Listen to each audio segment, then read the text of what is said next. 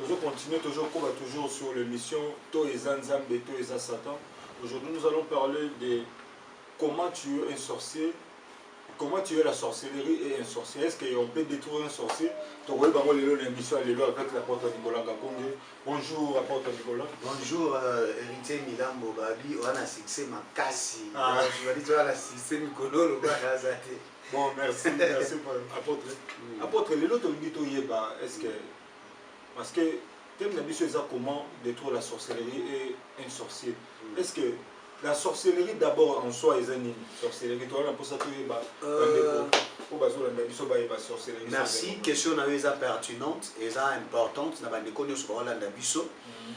Déjà, la sorcellerie, on ne peut pas commencer à parler de la sorcellerie sans pour autant définir la sorcellerie en unité. La sorcellerie est un pouvoir, chez nous, les Africains, c'est un pouvoir métaphysique. J'expliquerai pourquoi il est métaphysique. Et chez les Occidentaux, les Blancs, les gens développés, c'est un pouvoir métascientifique. C'est-à-dire métaphysique, ils osent s'exercer dans le dengue pour nuire, pour détruire. Métascientifique, c'est-à-dire métascientifique chez le Blanc, ils allaient s'exercer dans plusieurs sciences, hein, dont nous avons la technologie. Donc derrière la technologie, il se cache aussi la sorcellerie. Mais nous t'expliquerons comment est-ce qu'il y a, comment est-ce que la sorcellerie se cache derrière la technologie. Mais les lots, tu as nous expliqué, Moussa Nangoka Boma, Bébissa, Néo Toyebissa, Ndengeni no Koki Bomandoki, Ogina Globi bien Bomandoki, Nako Bébissa Gindoki. Donc, Nako délivrer, c'est-à-dire la délivrance de la sorcellerie est impossible, est impossible. Voilà, en quelques mots. Bon, merci, pasteur. Et question à Mibali Zali, comment maintenant tu peux détruire ton sorcellerie, ton Ndoki? Est-ce qu'il y a un moyen pour détruire? Parce que en soi, on a dit que les 6 mois qui ont parce que sorcellerie dans l'église, un mois, 6 mois de délivrance parfois pour mon est-ce que Bako Longo la Moutoukindok? Est-ce que Toko la pasteur? Tout le monde a même dans le machine, donc il a allié sa pasteur Bible, parce que sur mon amour pour n'a qui déjà.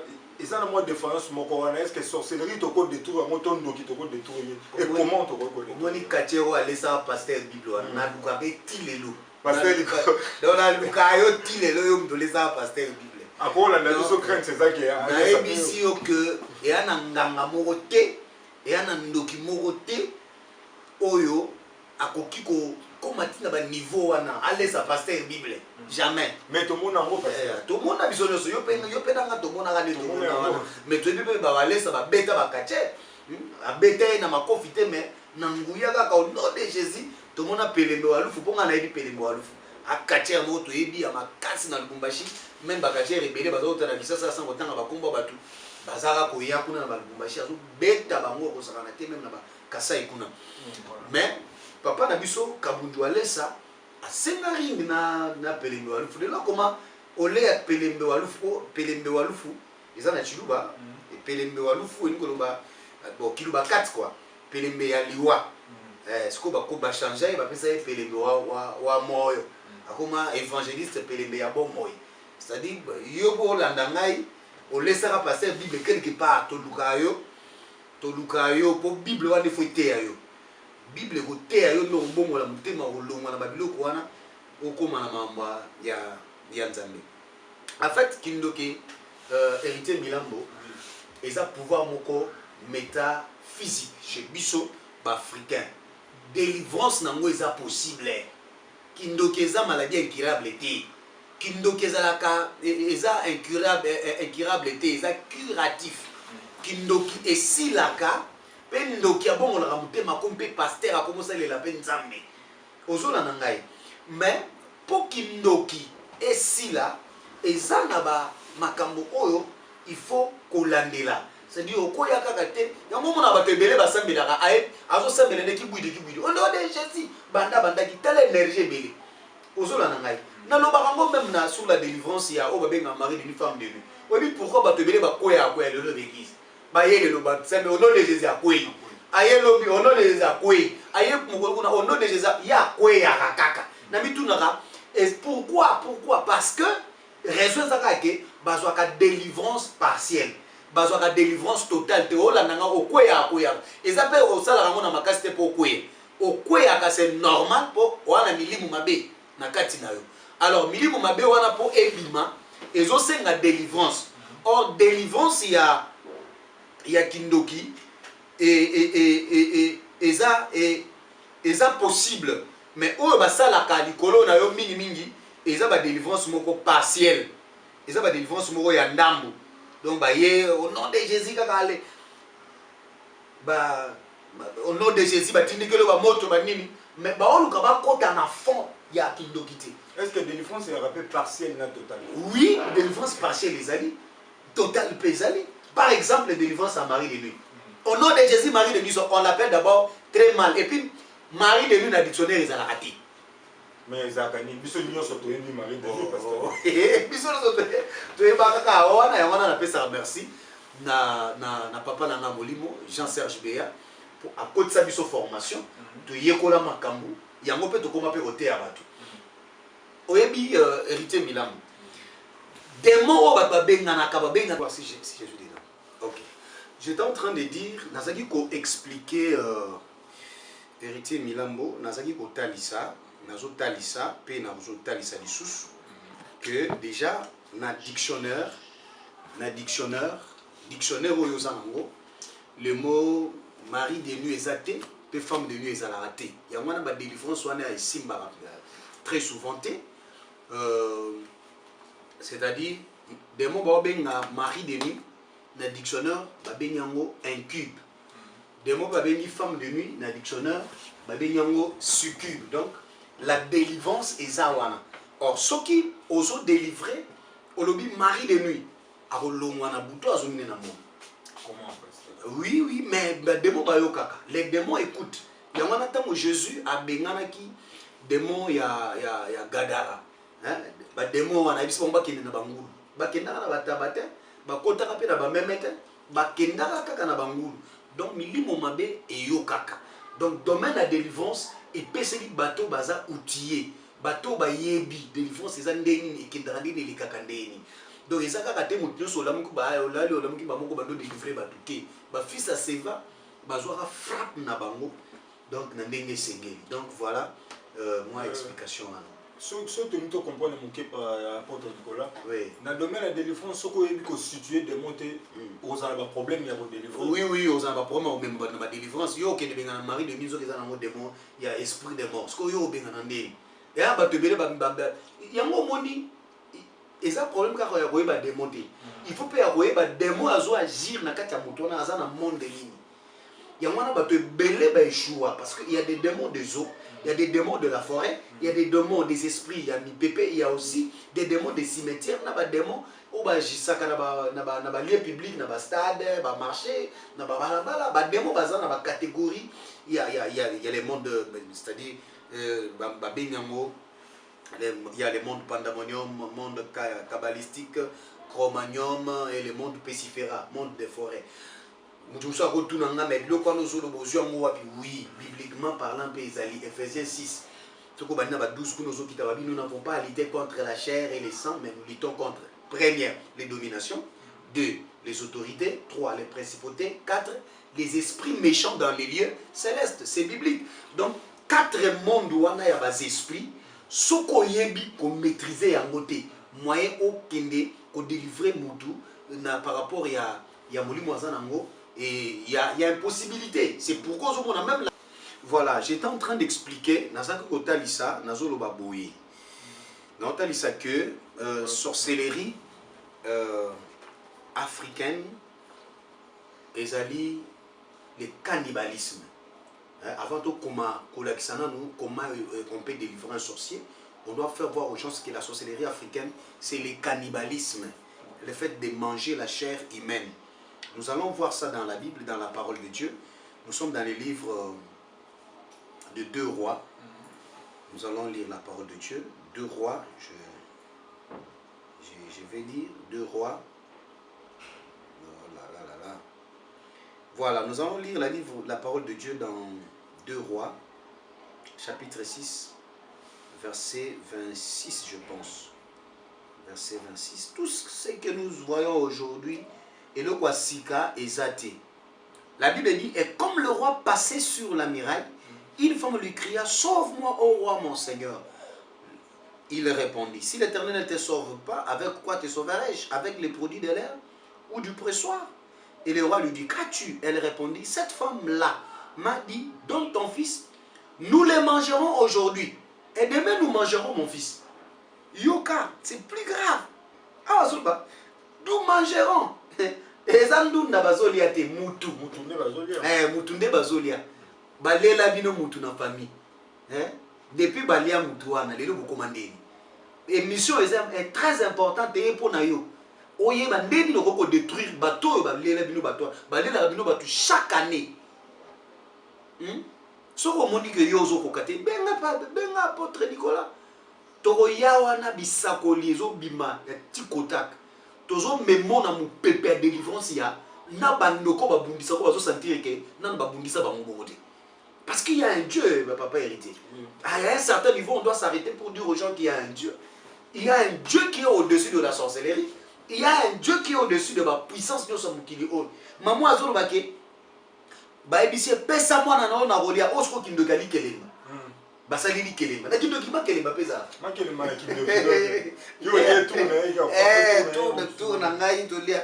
Ne ba mama ma kelembe bele bazaka pe bandoki. Na lobite mama ali kelema na zandoki mais ba mama ma kelembe bele sala attention. Bazaka bandoki. Donc bazora makamwa mo iba comme ça. Ba comme ça on ndenga butu. Ba komo lele le bana boy. Yango depo ko tali kelema na o pesa kambo nyoso te. O moni de ba komo lele le ba. Ba maman ma kele bébé bazara bandoki mbona lobite ke oya pino azandoki mais na lobika donc il faut soigner faut comprendre alors yoka maman ya zoko toi nous avons fait cuire mon fils to kalingi mwana na ngai maman papa ndoki vivre avec un sorcier dans une maison et ça le quoi bon vivre na mutu moko atio revolver boy. Tu déjà canon ya munduki boy. Au bouger à bêti. Au bouger à tirer. Tu meurs. Beaucoup de gens aujourd'hui bazo souffrir. Bazali ko nyokwama. Juste pourquoi? Parce que la sorcellerie est privée ba mo makambo ebele. Kindoki ya biso tout mundu c'est le cannibalisme. Ndenge na lo ba basi ba checker na programme ya liwa. Tala coronavirus comme de buma batute. Ba kindoki misala mabe ekoboma bato ebele mutu mosusu azosepela bakangi baeglise kosambela te problème te. Est-ce que soki bakangi baeglise bapaster tokufa toza kaka biso oyo tozoteyo toyeko te oti na Facebook tozoteyo oti na internet. Mais il y a des gens qui mourront non parce que coronavirus ebomi bango mais balien ya bafamille na bango bakindoki. J'ai vu même un homme de Dieu dire que les liens n'existent pas. Attention, les liens existent. Les liens, ils ont la réalité, ils ont la utopité. C'est une réalité, l'affaire balien. Donc, voilà, comment est-ce que tu peux détruire un sorcier sans que Nathalie Sao Kebakindoki, il y a des Congolais, il y a des Africains et Bomaka. Nazo Sambela Nzambe, mutu nyoso bache na programme ya Balia na 2021. Programme wane koya au nom de Jésus. Muto azo kana yo nzambe akana ye nzamba koisa ye nzamba panza ye muto azo kana libala no nzamba kana ye nzamba panza ye yo kobima molongi. La Bible dit on vous fera les combats mais on ne vous vaincra jamais. La victoire est certaine au nom de Jésus-Christ. Mais si tu es là, tu as compris ce que je disais, ce que je venais de dire, dis tout simplement un amen parce que Dieu est avec toi. Amen. Merci beaucoup. Donc voilà, je ne pouvais pas passer directement à expliquer comment... Autre passons maintenant le tour, nous allons courir derrière Ngonga pour expliquer maintenant, Toko détruire. Il y a un moyen où Toko peut précéder pour détruire. Oui, il y a un moyen, il y a une possibilité. Il y a une possibilité. Avant de passer à cette possibilité-là, j'aimerais aussi dire aux gens, parce que il faut détruire un sorcier, Kobomandoki, Ezangate Mutuna Lobi Yango, Bible Mute et Lobi Yango, na Exode 22. 18, Bible Lobi Boé, Exode 22, 18, Yoka, yo muto yo le kamawa yo zamol tu es saint plus que même le Saint-Esprit. Donc yo zala no kanemuza. La Bible dit tu ne laisseras point vivre la magicienne. Okotika mutu na solo kato mutu na ndoki na bo moite. Ça c'est Dieu qui dit dans l'ancienne alliance. Ce qui au loin na pensé on a dans l'ancienne alliance, oye nango na nouvelle alliance, ozokuta na mukanda lokola ya Luc 17 1 à 2. Bible zolo baboy. Dans Luc 17 1 à 2, qu'est-ce que la Bible dit? Luc 17 1 à 2, la Bible dit ceci, Luc 17 1 à 2. Jésus dit à ses disciples, il est impossible qu'il n'arrive pas de scandale. On peut comprendre que le scandale, il faut y avoir un kaka. On peut penser pour scandale, on peut dire que pasteur, tout le monde scandale, il faut ça. Parce qu'on peut penser que bon, on peut penser que on va mettre qu'il est dans mon kili, qu'il est dans mon ensemble, to continuer dans ce cas, tout continuer. Bible dit, mais malheur à celui par qui ils arrivent. Ma bena mutuna nzela na yende scandale wa nezo ya lokola ba tulokola ba mamichi bola oyo bazo sala ba publicité ya nini c'est toujours un problème bazana ba problème donc malheur à la personne par qui le scandale arrive au kombi mozolo ba makam ya solo to alukuta mais yeba likolo makamu nyoso nzambazana Bible dit malheur non à la personne qui fait le scandale mais à la personne par qui le scandale arrive. Yokasuko, Bible dit, il vaudrait mieux pour lui qu'on mit à son cou une pierre de moulin et qu'on les jeta dans la mer que s'il scandalisait un de ses petits. Donc, je comprends bien que Bible les hôtels Isabiso Awa et ça Jésus a prophétisé déjà Jésus a salé kaka liloba na yo ya yokina o ya yebisaki na ndoko Moïse. L'exode que tu ne laisseras pas vivre un magicien, tout. Judas Iscariote était un sorcier. C'est Jésus lui-même qui le dit. N'est-ce pas moi qui vous ai tous choisi, mais l'un de vous est un démon. Or, la sorcellerie, force donc, Judas Iscariote avait la sorcellerie. Jésus a prophétisé Nenga Okufa.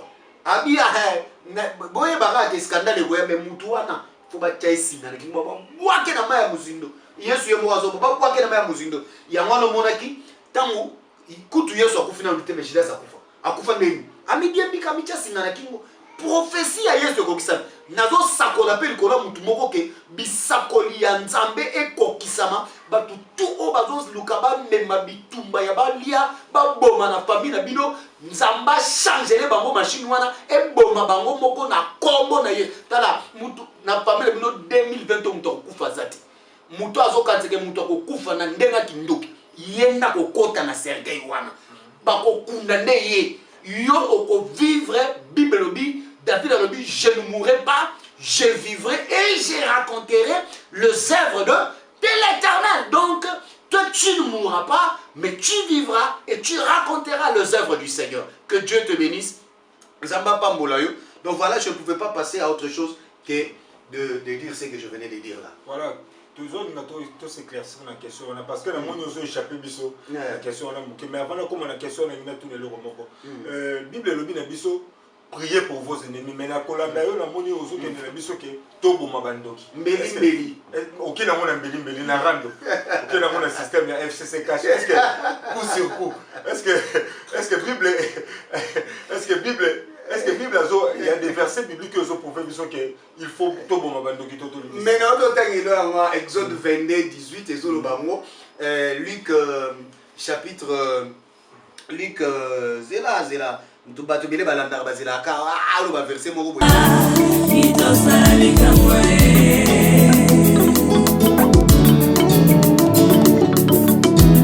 Ayo bazali malade na bandako bachelika na yo papa nanga yo sunga papa bikisa bango ayo bazano bitalo maele siliko sila ayo ninganga basili maele ayo famille komina suka ayo baninga basundoli bangwe bikisa bango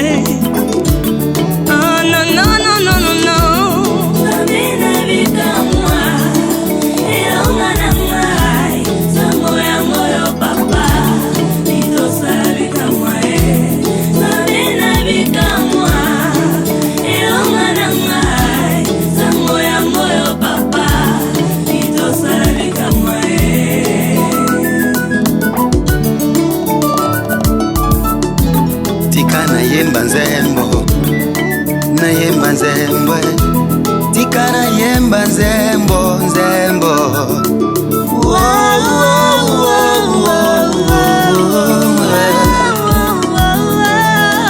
ikamwisinga kufane kulusu finga moto te sala lisumu te bomba kolokota amema masumu na ngai sete na maboko likonga na mopanzina ye ayesoyo akufa mpona nga na bika ya yesoyo mbasala mabela ekulusu okwetenga nayo tozwa bomona seko tobenga mabana sabe tala lelo yo tokomi kobenga mabeba na sabe yango sengi betata mwa mulolo mulolo mulolo mulolo mulolo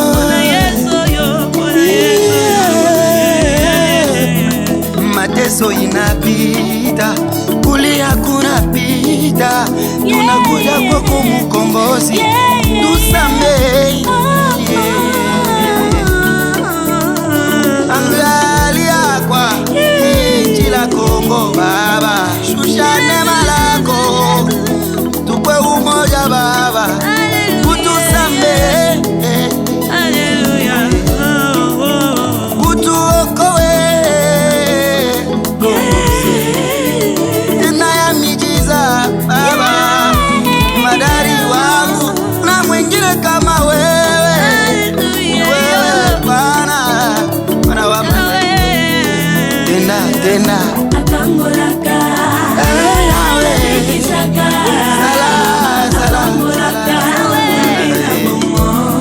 donde mokangolia solo ya Yesu okangola Meshak Shadraka na Abednego na kacha fundo zano kangola penga yo yenga ye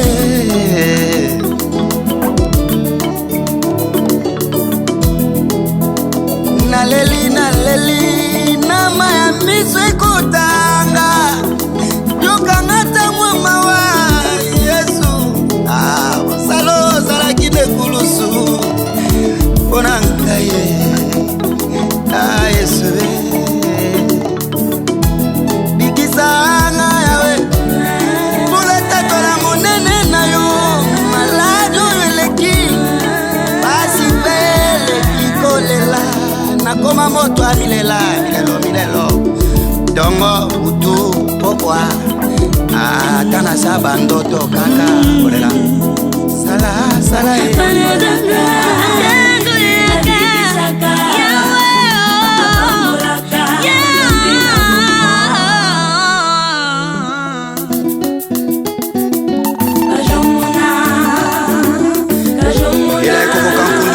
Zambi ele kampundulu juga ikulu tomba zambi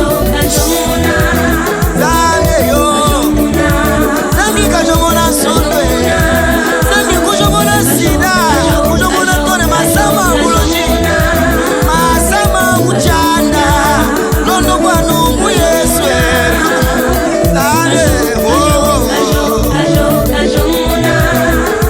ikomuje mwenye ziwanyi emoyaja mudena anuwa waluwa Yesu kaka niseka benu moloji mbaseka lala ni mhanji ngamalika